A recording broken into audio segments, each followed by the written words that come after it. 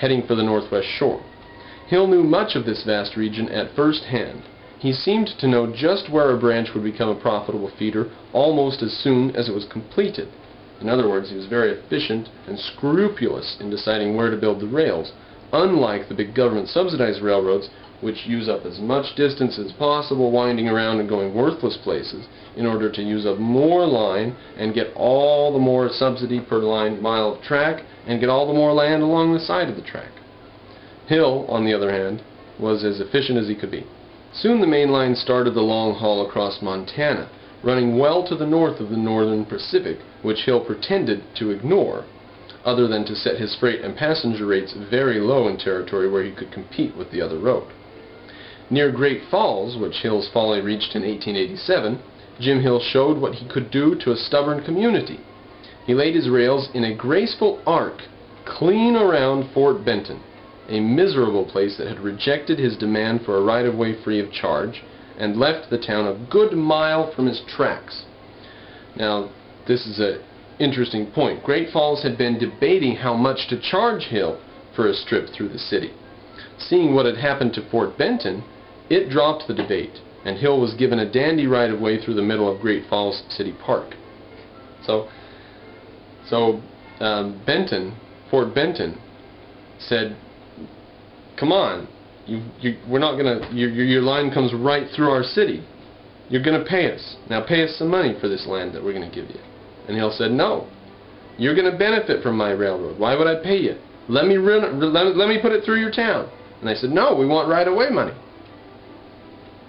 So he said, "All right, stay a miserable little creepy town."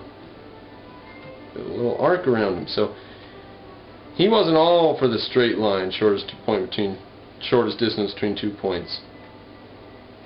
He could do the wandering around thing like the state when he found it convenient, and it got him a free right-of-way through the next town and proved a point. Now, it was just taken for granted that these things had to be paid for when the other railroads went through any city or town or whatever. That was an expense that the railroad had to undertake. That was one of the reasons transcontinental roads were so expensive, because they had to buy all the land that they went on. But Hill was able to get some of it granted to him, as we see here. Now that lowers his costs significantly. Municipalities had to be educated, and often they could only learn the hard way. At Wayzata, Minnesota, for instance, citizens complained of the noise made nightly by Hill's switching engines. Jim Hill sent a crew to Wayzata to tear down his railroad station and move it 2 miles to the east, and set it up again and call it Holdridge. So he said, you don't want to hear steam trains switching at nighttime? You won't hear steam trains switching at nighttime. Hill never failed to protect the rear of his railroad, whose name he now changed to the Great Northern. His strongest defense was grain elevators, plus a continuous flow of immigrants to homesteads. Hill was ready to haul a good, healthy peasant from Europe halfway across the United States for $10 if he had promised to settle along Hill's rails.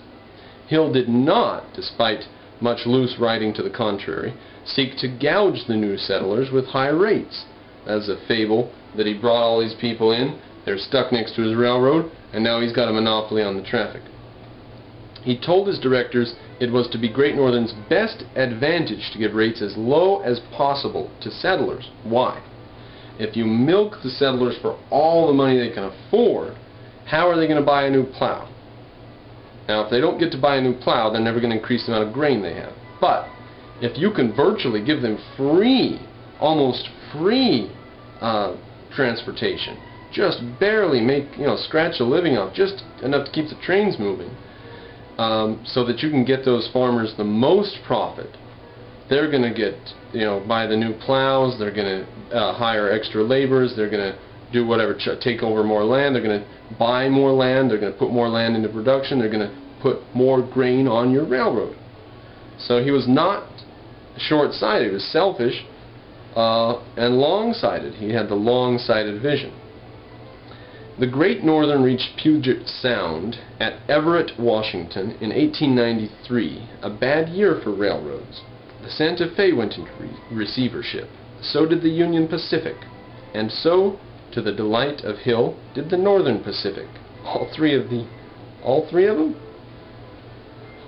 three of the transcontinental railroads. The year that he completed his, all three of those went bankrupt. You wouldn't believe it if it were in a novel. You wouldn't believe it. Of all the rails that reached the West Shore, only Jim Hill's Great Northern survived 1893 intact. Here's an interesting point that we can take. Remember the recessions we discussed in the 1800s, back in the videos in the, I think, Capitalism 10 through 15 or somewhere in there. When a recession happens, the best, strongest companies survive it. They don't have a problem. They might have to cut employees or cut rates or whatever, but they'll be there. So good companies that are built on a sound foundation will survive.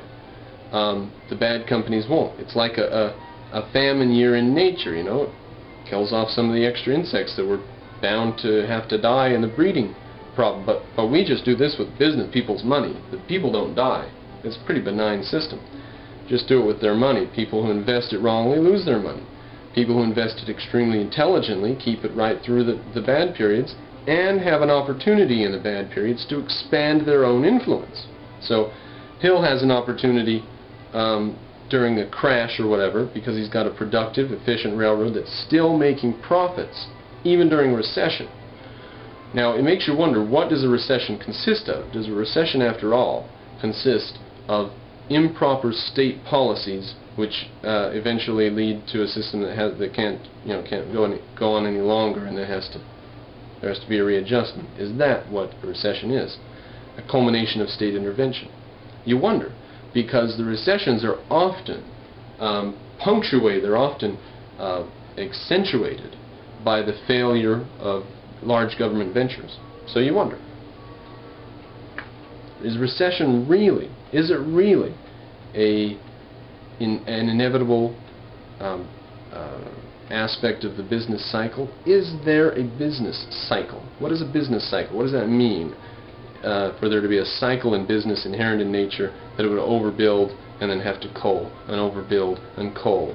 Well, in the long run, people are going to be savvy to that, and they're going to be less into overbuilding. They're going to be more cautious about overbuilding. They're going to figure out ways that overbuilding won't hurt so much. So I don't know if it's an inevitable part of the business cycle or not, but I suspect that's a bit of Marxism.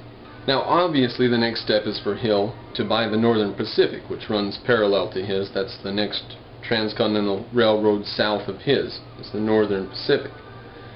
So he's got to get hold of that. Hill studied it closely. He was now ready to remove it as a rival. In other words, he's going to absorb it.